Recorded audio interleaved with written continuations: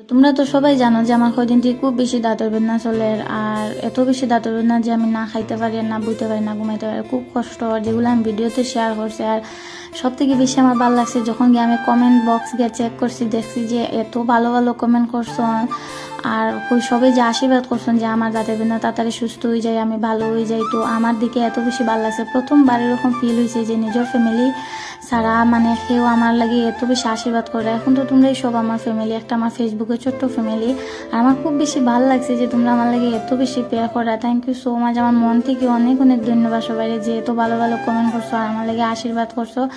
আর তোমাদের আশীর্বাদে আমার এখন অনেকটা দাঁতের বেদনা কমছে, আর আমি অনেকটা সুস্থ হয়েছি দেখতে পারা।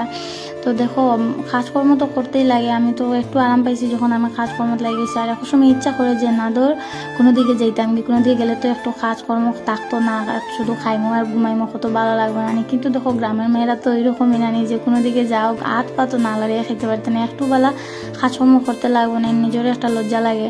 কিন্তু করতে দিন না, আমি কোনো দিকে গেলেও আমার কোনো মিষ্টি কুটুম বাড়ি গেলে, বোনের বাড়ি হোক, মামার বাড়ি হোক, মাসির বাড়ি হোক, কোনো দিকে গেলেও কাজকর্ম করতে দিন না। তারপরেও নিজের একটা কীরকম লাগে, ভালো লাগে না। মানুষ কয় যে নিজের বাড়ি সব থেকে বেশ, যত আদর হোক সবাই আদর করেন, কিন্তু নিজের বাড়িতে একটা আলাদা ভালো লাগে, নিজে রান্না বাড়া করে খাও, তারপরে যে কোনো কিছু করো, কিন্তু নিজের বাড়িতে একটা আলাদা শান্তি। নিজের জন্মস্থান তো, নিজের জন্ম বাড়ি তো ভালো লাগবে না।